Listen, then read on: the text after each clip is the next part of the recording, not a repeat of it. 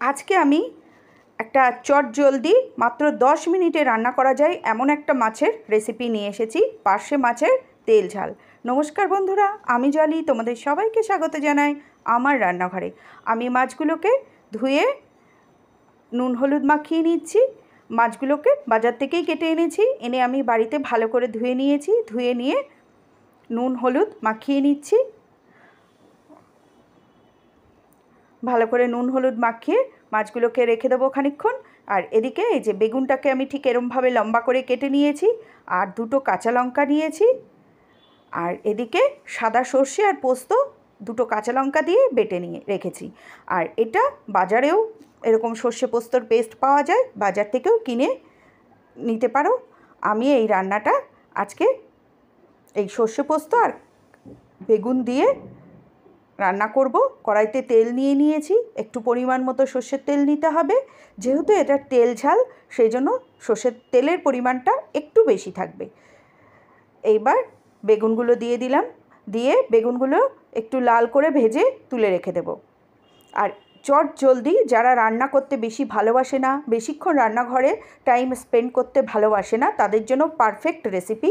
আর নতুন যারা রান্না শিখছে বা যারা চাকরি সূত্রে বাইরে থাকে পড়াশুনোর জন্য, কিন্তু রান্না করে খেতে হয়, তাদের জন্য এই রেসিপিটা পারফেক্ট রেসিপি। একদম চটজলদি একটা রেসিপি। বেগুনগুলোকে আমি এইভাবে লাল করে ভেজে তুলে রেখে দেব।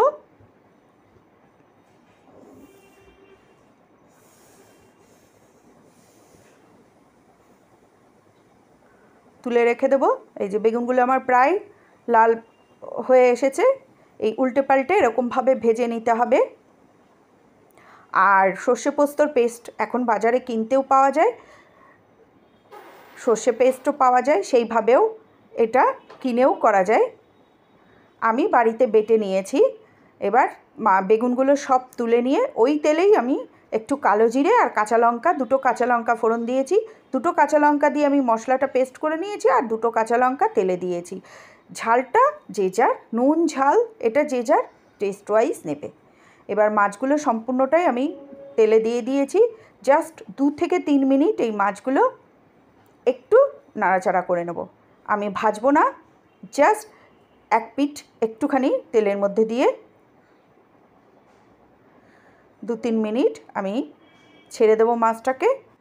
যারা বেগুন খাবে না তারা এই বেগুনটা স্কিপ করবে, তারা তেলে কালো জিরে কাঁচা লঙ্কা ফোড়ন দিয়ে মাছগুলো এইভাবে দিয়ে দেবে। দিয়ে 2-3 মিনিট মতো মাছগুলো এভাবে একটু ভেজে নেবে। আর গরম ভাতের সঙ্গে এই রেসিপিটা অসাধারণ লাগে। এবার আমি এই যে সর্ষে পোস্তর যে পেস্টটা করে রেখেছিলাম সেটা দিয়ে দিলাম। জাস্ট একদম সামান্য আমি জলে গুলে রেখেছি 2 চামচ মতো সর্ষে পোস্তর পেস্ট, কারণ এটা একটা পাতলা, ঝোলটা একটু পাতলা হবে, সেই জন্য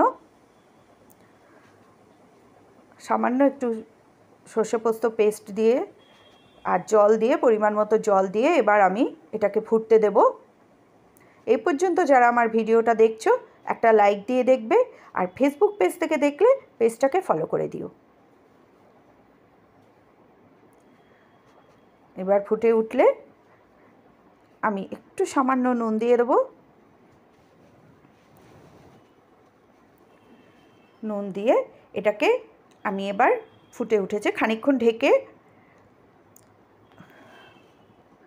4-5 মিনিট মতো এটাকে একটু ঢেকে দেব।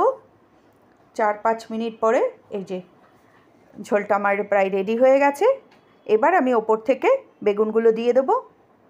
বেগুনটা আমার ভাজাই রয়েছে, সেই জন্য একদম বেগুনটা পুরো রেডি রয়েছে। জাস্ট ঝোলে দিয়ে একটুখানি ফুটিয়েই আমি গ্যাসের ফ্লেমটা বন্ধ করে দেবো। বেগুনটা বেশি ফোটালে বেগুনগুলো গলে যাবে। এই অবস্থায় আমি একটুখানি ফুটিয়ে 10 মিনিটেই মাছের ঝোলটা রেডি হয়ে যায়। ওপর থেকে একটু সর্ষের তেল, কাঁচা সর্ষের তেল দিয়ে দেবো। দিয়ে গ্যাসের ফ্লেমটা বন্ধ করে 2-3 মিনিট ঢেকে রেখেছিলাম। এই যে ফাইনাল রেজাল্ট, পার্শে মাছের তেল ঝাল আমার রেডি। এখানে ধনেপাতাও দিতে পারো যারা ধনেপাতা খায়, কিন্তু পার্শে মাছের একটা গন্ধ আছে সুন্দর, সেই জন্য আমি আর এখানে ধনেপাতা দিইনি। যারা মনে করবে এখানে ধনেপাতা দিয়েও করতে পারো। এই যে মাছগুলো এবার আমি বাটিতে নামিয়ে নিচ্ছি।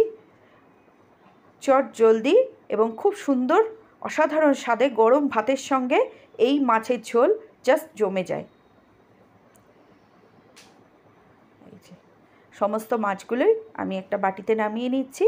আমার এই মাছের রেসিপিটা তোমাদের কেমন লাগলো অবশ্যই জানাবে। ভালো লাগলে আমার পাশে থেকো, একটা সুন্দর কমেন্টস করে দিয়ে যেও। পার্শে মাছের তেল ঝাল আমার রেডি টু সার্ভ।